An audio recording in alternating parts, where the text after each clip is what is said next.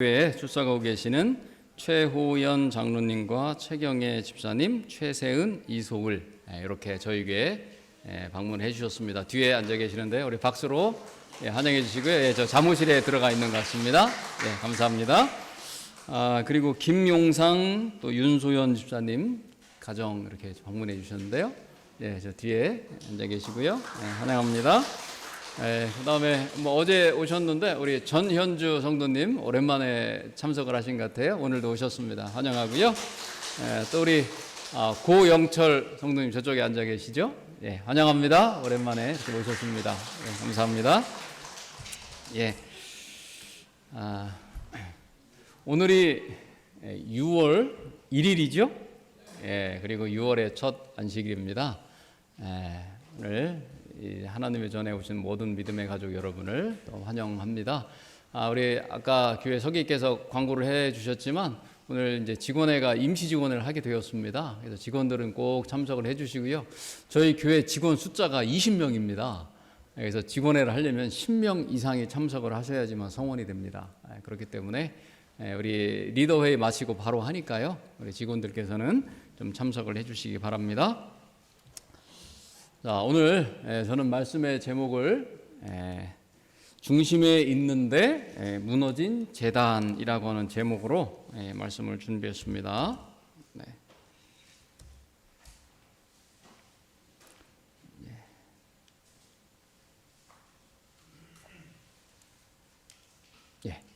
자, 주제 성경 말씀은 열왕기상 18장 30절에 있는 말씀입니다. 제가 읽겠습니다.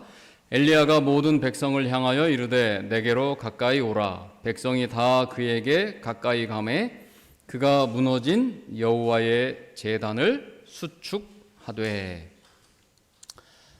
우리나라가 아주 잘하는 스포츠가 있습니다. 그게 뭘까요? 세계적으로 우리나라를 따라올 나라가 없죠. 그게 바로 양궁이죠. 양궁. 이 양궁은요, 우리나라 대표 선수 되는 게 올림픽에서 금메달 따는 것보다 더 어렵습니다. 우리나라에는 올림픽에서 금메달의 실력을 갖고 있는 양궁 선수들이 여러 명이 있어서요. 그 중에서 대표를 뽑는 대표 선발전에서 우리나라 대표가 되는 게 더 어려워요. 그 정도로 우리나라는 양궁에 있어서는 세계적으로 아주 뛰어난 실력을 가지고 있는 나라입니다. 자, 그런데 양궁 선수들이요, 이 활을 멀리서 쏘는데 이 관역에 화살이 들어가야 되잖아요. 이게 관역입니다. 근데 10점 만점의 이 화살을 정확히 거기에다가 딱 맞추려면 여기 보면 가운데 작은 동그라미와 그 다음 동그라미 안에 들어가면 이제 10점입니다. 근데 이 관역의 크기가 이 장거리 90m나 70m나 60m에서 쐈을 때는 이 관역의 전체 이 지름이 122cm입니다. 그리고 10점 만점의 관역은 12cm입니다.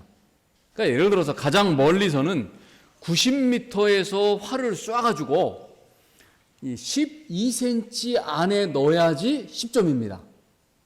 자, 90m 안에서 거리에서 12cm의 동그라미가 보일까요? 안 보일까요? 이 제 시력 가지고는 안 보입니다. 그런데 거기에 넣어야지만 10점 만점입니다.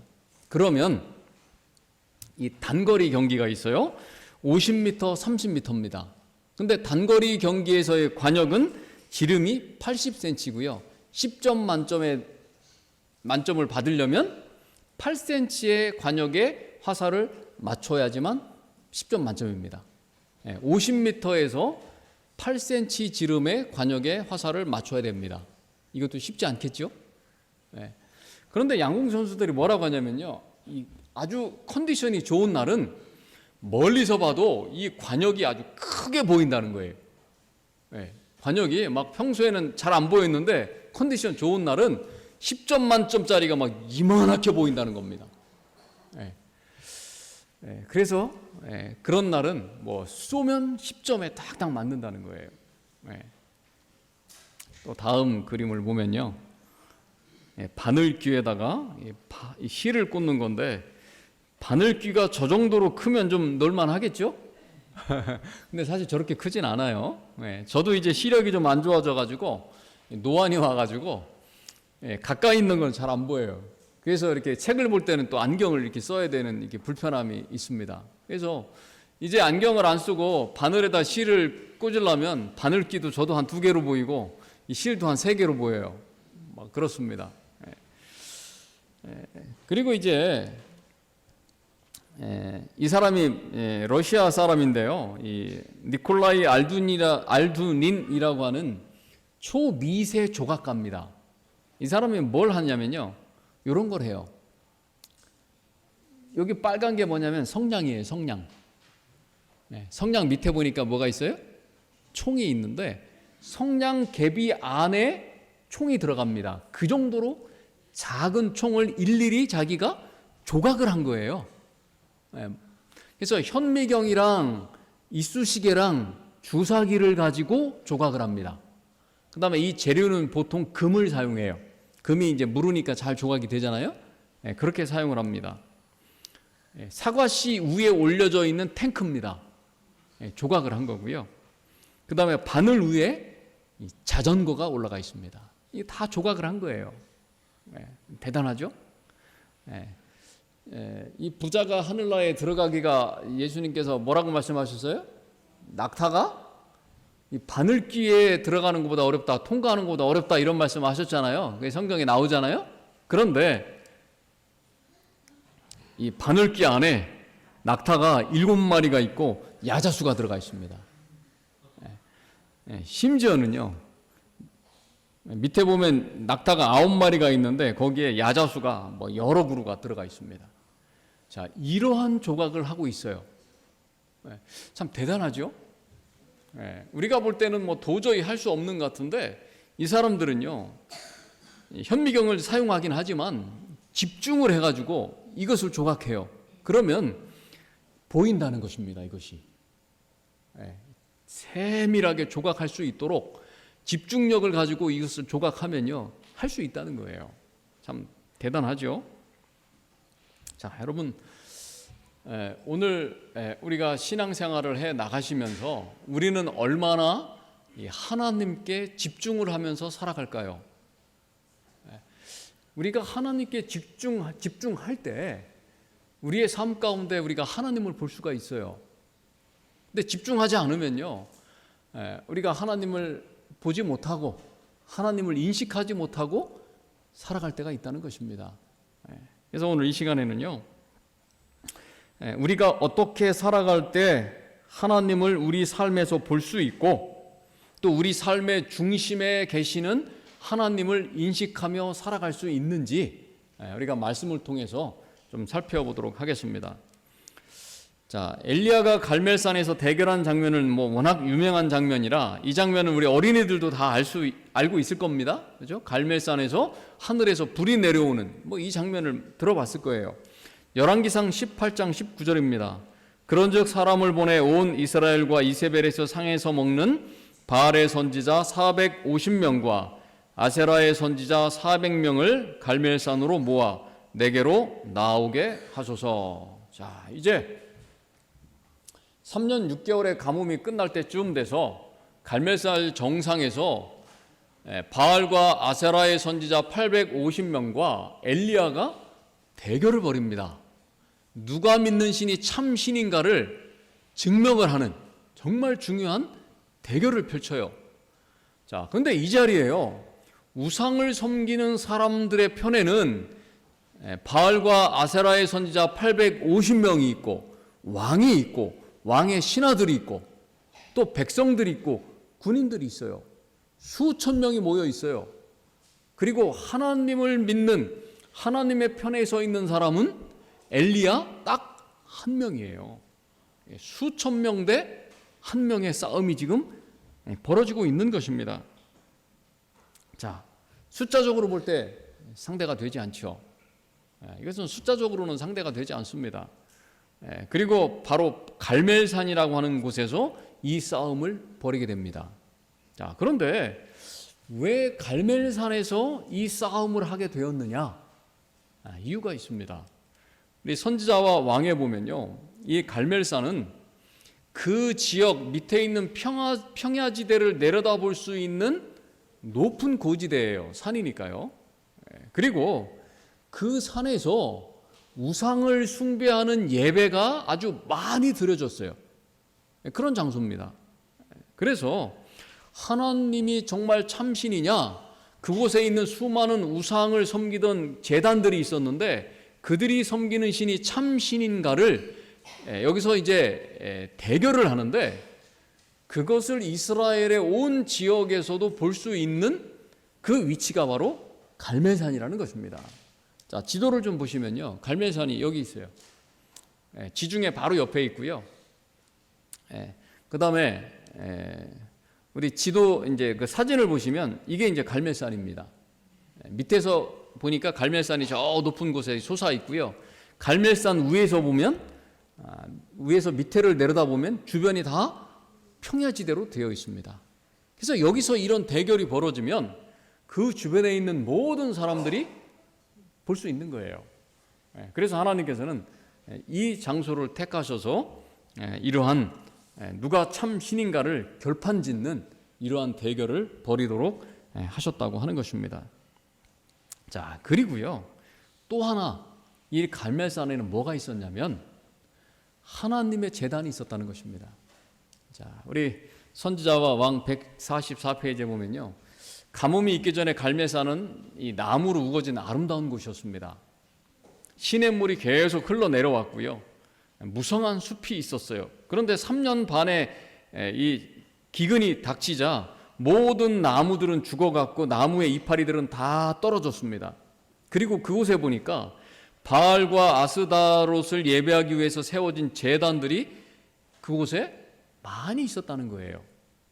그리고 그 산의 가장 높은 봉우리에 무너진 제단이 하나가 있었는데 그 제단은 무슨 제단이에요?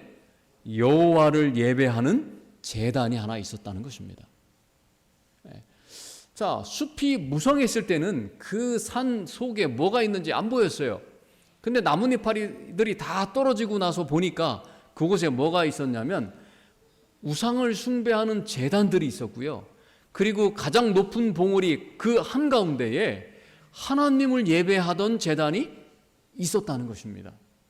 근데 그 제단은 무너졌습니다. 그 장면이 지금 다 보이는 거예요. 열왕기상 18장 30절 31절에 보니까 엘리야가 이제 모든 백성을 향해서 이르되 내게로 가까이 오라. 백성이 다 그에게 가까이 가매 그가 무너진 여호와의 제단을 다시 쌓았다는 것입니다. 여호와의 제단이요, 갈멜산 가장 높은 봉우리 중앙에 있었어요. 그런데 그 제단이 무너졌다는 거예요. 중심에 있는 제단이요, 무너지게 되었다는 것입니다.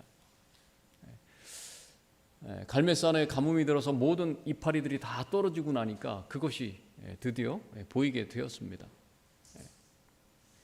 자, 이러한 상황에서 이제 엘리야가 하나님의 제단을 다시 쌓습니다. 그리고 이제 백성들에게 요청을 하죠. 너희가 어느 때까지 지금 여기 바알과 아세라의 단도 있고 여기 이제 무너진 하나님의 제단도 있는데 너희가 이 둘 사이에서 어느 때까지 망설이고 있겠느냐? 오늘 정말 누구를 섬길 것인지 오늘날 택해보자. 이렇게 백성들에게 이야기합니다. 그런데 어떤 일이 벌어져요? 그곳에 있는 백성들 중에 내가 하나님을 섬기겠다고 나서는 사람이 한 명도 없다는 것입니다. 단 한 명도 없었어요. 그러나 다행인 것은 단 한 명이 있었습니다. 그게 누구였어요? 엘리야였습니다. 단 한 명이 있었어요. 여러분, 하나님께서는요, 단 한 명을 통해서도 역사하시고요, 단 한 명을 통해서도 하나님의 임재와 능력을 보여주신다는 것입니다.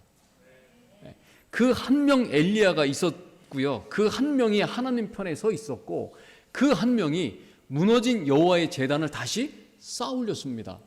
그랬더니 하나님께서 어떻게 하세요? 하늘에서 불이 내려옵니다. 하나님께서 임재하셨어요. 자, 850명의 이 바알과 아세라의 선지자들이요, 하루 종일 불을 내려달라고 그들의 신을 향해서 춤을 추고 소리를 지르고 노래를 부르고 심지어는 자해를 하면서 하루 종일 그렇게 했는데 하늘에서 불이 내려오지 않았어요. 그런데 한 명, 하나님 편에 서 있는 엘리야가요, 하나님 앞에 기도를 끝내자마자 하늘에서 번갯불과 같은 섬광이 비치면서 불이 내려왔습니다. 그리고 그곳에 하나님께서 임재하셨다는 것입니다. 그리고 누가 섬기는 하나님이 참 하나님이라고 하는 것을 분명하게 보여주셨다는 것입니다. 자, 여러분, 오늘날에도요, 한 사람이라도 하나님을 그 중심에 모시기로 결심하고 무너진 하나님의 제단을 다시 쌓으면 그곳에 하나님께서 임재하시고 역사해 주신다는 것입니다. 자, 이러한 일들이요, 오늘 우리의 신앙생활 가운데서도 일어납니다. 성경에 신약으로 넘어오면요, 부자 청년이 나옵니다. 그런데 그에게도 보니까 두 가지 제단이 있었어요. 하나는 보이지 않는 무너진 제단이 있었고요, 하나는 보이지만 그러나 하나님의 제단보다 더 우상처럼 섬기는 제단이 있었다는 것입니다. 자, 마가복음 10장 17절 말씀 보겠습니다. 예수께서 길에 나가실새 한 사람이 달려와서 꿇어 앉아 묻자오되, 선한 선생님이여, 내가 무엇을 하여야 영생을 얻으리까? 자, 어떤 한 부자고요, 아주 똑똑한 청년이요, 예수님 앞에 달려왔습니다. 그리고 예수님께 무릎을 꿇고 물어봤어요. 예수님, 어떻게 해야지 영생을 얻을 수 있습니까? 이렇게 물어봅니다. 자, 우리 뒤에 이어오는 이런 성경 구절을 보면요, 이 부자 청년이 어떻게 해야지 영생을 얻는지 알고 있었을까요? 모르고 있었을까요? 이미 알고 있는 청년이에요. 그는 그 정도는 이미 알고 있는 사람이에요. 그 정도로 그는 똑똑한 사람이었거든요. 자, 그런데 예수님께서는요, 그 청년에게 뭐라고 말씀하시냐면요, 마가복음 10장 19절과 20절에 보면, 내가 계명을 안 하니 살인하지 말라, 간음하지 말라, 도둑질하지 말라, 거짓 증언하지 말라, 속여 빼앗지 말라, 내 부모를 공경하라 하였느니라. 그가 여짜오되, 선생님이여, 이것은 내가 어려서부터 다 지켰나이다. 자, 여러분, 이 계명을 어른돼도 지키는 게 그렇게 쉽지는 않아요. 그렇죠? 근데 이 청년은 뭐라고 얘기해요? 내가 이것을 언제부터 지켰다 그래요? 어릴 때부터 나는 다 지켰습니다. 율법의 아들이에요, 이 사람은. 어릴 때부터 하나님의 계명을요, 철저하게 지켜온 그런 사람이었다고 하는 것입니다. 그래서 그는 자신 있게 예수님 앞에 이야기해요. 내가 이 모든 계명, 10계명은 내가 다 지켰습니다. 근데 예수님께서 말씀하신 마가복음 10장 19절 20절에 나오는 이 계명을 좀 우리가 자세히 들여다보시면, 성경에 보면은 하나님께서 이 모세에게 이 계명을 두 돌판에 써서 주셨잖아요. 한쪽 판에는 첫째부터 넷째 계명까지 써 주셨고요, 한쪽 판에는 이제 다섯째부터 열째 계명까지 써 주셨어요. 그걸 앞뒤로 써 주셨거든요. 그러니까 두 세트예요, 두 세트. 그래서 이렇게 양쪽을 늘어놓으면 앞쪽에 10계명이 보이고 뒤쪽에도 10계명이 보이게 되어 있어요. 양쪽으로 쓰여져 있어요. 이 두 세트를 주신 거예요. 그런데 보니까 여기 나와 있는 이 계명은 한쪽 판에 써 있는 계명만 나와 있어요. 그렇죠? 여기 보니까 속여 빼앗지 말라, 이 계명은 사실 뭐냐면 탐내지 말라는 계명이에요. 열 번째 계명이죠. 탐내지 말라는 계명을 이제 이렇게 바꿔서 말씀하셨어요.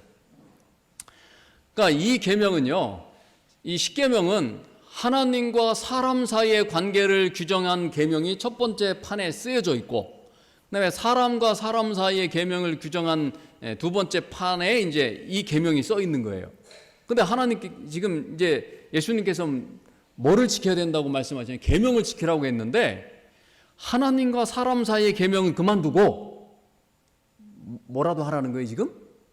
사람과 사람 사이의 계명을 먼저 지켜라 이렇게 말씀하신 거예요. 이 청년은요 내가 계명을 다 지켰습니다. 그랬더니 예수님께서 뭐라고 말씀하시면 아니다. 하나님과 너 사이의 계명은 그만두고 사람과 사람 사이의 계명을 네가 다 지켰는지 한번 보라는 거예요. 그랬더니 이 청년이 다 지켰다는 것입니다. 그랬더니 예수님께서 뭐라고 말씀하시냐면요. 그 대답을 들으시고 네가 한 가지 부족한 게 있다. 내 재산을 팔아서 가난한 사람들에게 다 나눠주고 그 다음에 나를 따라오너라. 자 이렇게 말씀하셨어요. 그랬더니 이 사람이 어떻게 해요? 재물이 많은 고로 슬픈 기색을 띠고 근심하면서 예수님을 떠나갑니다. 교회증언 1권에 보면요. 이 사람이 이 청년이요. 하나님의 모든 계명을 지켰다고 이렇게 했지만은 실제로 이 사람은요. 예수님께서 말씀하신 것은 뭐냐면은 그 중심에 우상이 있다고 하는 것을 말씀하신 거예요. 재물에 대한 사랑이요. 그에게 있어서 그의 중심을 차지하고 있는 우상의 제단이었다는 것입니다. 그것을 제거하라고 말씀하신 거예요. 그러니까 이 청년은요, 그러니까 뭐 이렇게 그 젊은이의 우상을 지적하신 건데 이 청년은 겉보기에는요, 정말 하나님을 잘 섬기고 하나님을 그 마음의 중심에 모시고 신앙하는 사람이라고 생각을 했어요. 근데 보니까 그의 마음의 중심에요, 하나님의 제단이 있는 게 아니었어요. 그 하나님의 제단은요, 보니까 무너져 있었어요. 그리고 그 주변에는 하나님의 제단이 아니고 그가 사랑하는 세상의 제단들이 쌓여 있었다는 것입니다. 그것이 쌓여 있었다는 거예요. 여러 제단이 있었다는 것입니다. 하나님의 제단은 무너진 상태였다는 것이죠. 그래서 마가복음 10장 23절에는요. 하나님의 나라는 재물이 있어서 그것이 중심이 될 때 들어가기 어렵다 이렇게 말씀하셨는데 실물교훈 392페이지에 보면요. 이러한 부분들을 어떻게 이해하냐면 그는 마음속에 한 가지 우상을 간직하고 있었다. 즉 세상이 곧 그가 숭배하는 신이었다. 그러니까 이 청년은요. 자기는 하나님을 섬긴다고 이야기했는데 그 중심에 하나님의 제단이 있다고 생각을 했는데 보니까 그 중심에 뭐가 있었던 거예요? 세상을 숭배하는 제단이 그의 중심에 있었다는 그러한 이야기예요. 그래서 그는요. 모든 계명을 지켰다고 말했으나 실상은 그 모든 계명의 정신이 되고 생명이 되는 근본 원칙을 잊어버리고 있었습니다. 그것은 뭐냐면요. 하나님을 그의 중심에 모시고 살아가는, 하나님을 가장 첫 자리에 모시는 그러한 신앙의 원칙과 계명의 원칙을 잊어버렸다는 거예요. 이 말은 뭐냐면요. 그의 중심에 있는 하나님의 제단이요. 무너져 내린 거예요. 외형적으로 볼 때는 하나님을 섬기는 사람처럼 보였지만 알고 보니까 그는 하나님을 섬기는 것이 아니고 우상을 섬기고 있었다는 거예요. 자, 그의 중심에 하나님의 제단이 있는 줄 알았는데 보니까 제단이 있긴 있었는데 그 제단이 무너져 있었다는 것입니다. 외적인 헌신에 가려져서 보이지 않았던 무너진 하나님의 제단이 외적인 것들이 다 없어지고 나니까 비로소 보인 거예요. 자, 여기 이제 산이 하나 보이는데 이 산이 어디 산일까요? 산 이름은 저도 모릅니다. 근데 북한에 있는 산입니다. 이 산이 보니까 어때요? 민둥산이죠. 큰 나무가 없어요. 그냥 조그만 잡목이나 풀만 조금 있어요. 북한에는 나무가 별로 없다 그래요. 그래서 인공위성에서 우리나라와 북한을 좀 찍어봤습니다. 이제 카메라로 찍어봤더니 이렇게 나와요. 남쪽에는 산림이 울창한데요. 북한이 더 산악지형인데 우리나라에 비해서 나무가 없는 곳이 많이 있다는 거예요. 그러니까 나무가 울창한 곳에는요, 그 숲속에 무엇이 들어있는지 보이지 않습니다. 그렇죠? 그런데 그 나무를 다 베어버리고 혹은 나무가 다 죽고 이파리들이 다 떨어지고 민둥산이 되면 그 속에 무엇이 들어있는지 보인다는 것입니다. 자, 여러분, 이 청년 관원은요, 그의 외적인 모습이 가려져 가지고 그 모습에 가려져서 그의 중심에 하나님의 제단이 무너져 있다는 것이 보이지 않았어요. 근데 예수님께서요, 그의 마음속에 있는 우상의 제단을 보여주시고 그가 외적으로는 하나님을 섬긴다고 했지만 실상이 그렇지 않다는 것을 보여주셨어요. 그래서 보니까 그의 마음속에 있는 무너진 하나님의 제단을 그가 보게 된 것입니다. 실물교훈 391페이지에 보면요, 이 청년 관원은 서슴지 않고 이 모든 것을 내가 지켜 싸우니 아직도 무엇이 부족합니까? 이러고 물었어요. 그런데 율법에 대한 이 관원의 개념은 표면적이고 피상적인 것이었어요. 하나님을 믿는다고 했지만 그것은 참된 믿음이 아니었다는 것입니다. 하나님을 그의 중심에 모시고 살아가는 그런 삶이 아니었다는 것이죠. 여러분, 오늘 우리는 내 안에서 무너진 여호와의 제단을 다시 쌓는 그런 삶을 우리가 살아가야 되는 것입니다. 계시록 3장 15절 16절에 보면요, 내가 차든지 뜨겁든지 하기를 원하노라. 이 말씀은 차가워지든지 뜨거워지든지 선택을 하라는 말씀이 아니고 무슨 말씀인 거예요? 뜨거워지라는 말씀이에요. 네. 우리가 자녀가 밥 안 먹고 속 썩이면 뭐라 그래요? 먹든지 말든지 네 맘대로 하라. 그 말이 먹으란 소리예요, 먹지 말란 소리예요? 먹으란 소리잖아요. 뜨겁든지 차갑든지 이 말씀은요, 너희가 정말 뜨겁게 신앙하라는 말씀이에요. 네. 이 말씀은요, 오늘 우리의 신앙의 중심이 하나님이 돼야 되고 우리 신앙의 중심에 하나님의 제단이 튼튼하게 놓여 있어야 된다는 뜻입니다. 전도서 6장 11절 말씀입니다. 헛된 것을 더하게 하는 많은 일들이 있나니 그것들이 사람에게 무슨 유익이 있으랴. 오늘날 우리 그리스도인들도요, 정말 헛된 것들에 우리의 시간과 정신을 많이 빼앗겨요.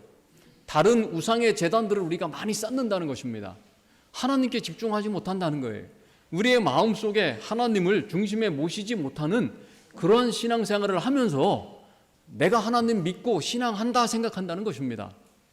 그런데 어느 순간에요, 외적인 것들이 다 없어지고 나면 내가 지금 신앙한다고 하는 것이 얼마나 무너진 제단인지를 깨닫게 되는 거예요. 러시아의 작가인 니콜라이 고골이라고 하는 사람이 쓴 외투라는 책이 있습니다. 단편인데요. 이 사람이 쓴 책 내용이 뭐냐면, 어떤 사람이 공무원이에요. 하급 공무원인데, 말단 공무원인데 어느 날 외투가 다 해졌어요. 러시아는 춥잖아요. 그래서 내가 정말 좋은 외투를 하나 샀으면 좋겠다. 그 외투를 하나 사는 게 소원이었어요. 그러다가 이 사람이 정말 돈을 모으고 빚을 내가지고요, 자기의 2달치 월급에 해당하는 외투를 하나 샀어요. 이 외투가 얼마나 비싼지 2달치 월급을 꼬박 줘야지 외투를 사요. 우리나라 일반적인 뭐 공무원 봉급에 2달치 하면 한 4, 500만 원, 한 500만 원 될 거 아니에요. 그렇죠? 한 4, 500만 원 되잖아요. 그러니까 꽤 비싼 외투잖아요. 그걸 하나 딱 샀어요. 너무 기분이 좋았어요. 주변에 있는 사람들이 막 축하해 주면서, 야, 오늘 축하할 겸 우리 집에 좀 모임에 와라. 그래서 그 집에 갔어요. 그래서 기분 좋게 음식을 먹고 이제 끝나고 나서 집에 오려고 이 옷을 입고 나왔습니다. 그런데 그만 길에서 강도를 만나요. 강도들이요, 이 외투를 뺏어가지고 도망을 갔습니다. 이 사람이요, 너무 낙심을 해가지고 집에 가서요, 열병에 걸려가지고 그 다음날 죽었어요. 무슨 생각이 드시죠? 허무하죠? 이 외투를 잃어버리고요, 외투를 빼앗기고 나가지고요, 너무 낙심이 되고 그래가지고요, 이 병이 걸려가지고요, 며칠 살지도 못하고 외투는 한 번 입어보고 그냥 죽었어요. 여러분, 부질없는 것이죠. 그렇죠? 외투가 필요하긴 하지만 거기에 자기의 목숨을 걸 만큼 그렇게 중요한 건 아니에요. 부질없는 거예요. 오늘날 우리의 삶 가운데 우리의 관심을 빼앗아가는 것들이 참 많이 있습니다.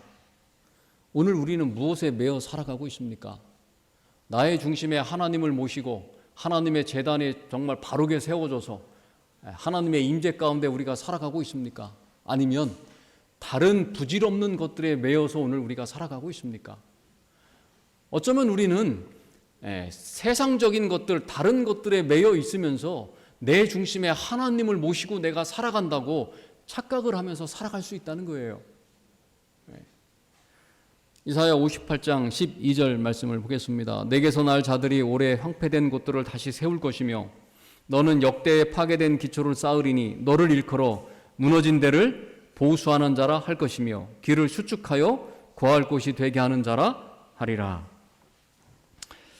하나님의 제단이 무너진 이 세대에서 다시 쌓는 자를 하나님께서 일으키신다는 것입니다.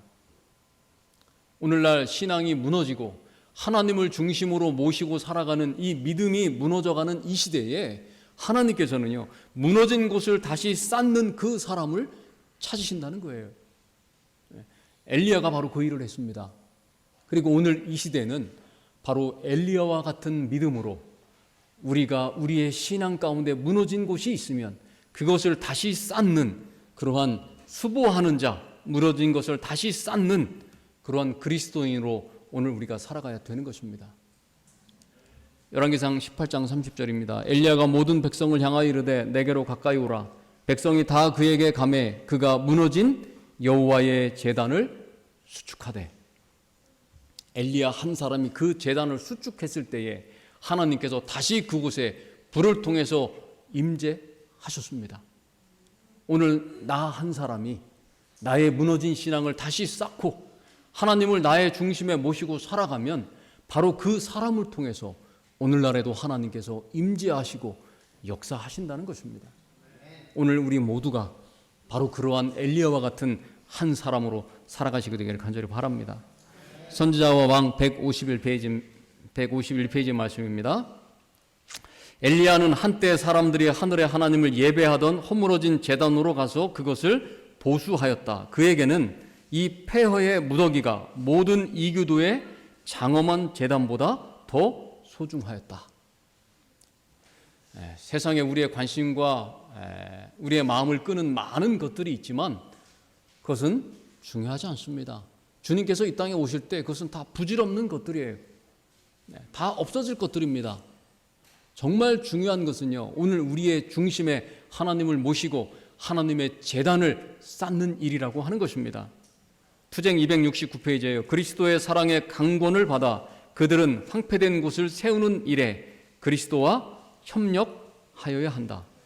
오늘 우리가 바로 황폐된 곳을 다시 세우고 무너진 신앙을 다시 세우고 하나님 중심으로 하는 그 신앙을 다시 세워 나가시는 그러한 무너진 곳을 수보하는 자, 길을 다시 수축하는 그러한 그리스도인으로 살아가시게 되기를 간절히 바랍니다. 그럴 때 하나님께서 오늘 우리 가운데 임재하셔서 우리의 신앙을 다시 세워주시고 우리의 가정이, 우리의 교회가 하나님을 중심으로 모심으로 날마다 믿음 가운데 굳게 서서 하나님의 길을 늘 걸어가는 그러한 백성으로 하나님께서 인도해 주실 것입니다. 그러한 믿음의 삶을 살아가시고 하나님을 늘 중심에 모시는 저와 우리 모든 성도님들 되시기를 간절히 바라면서 오늘 말씀을 마치겠습니다.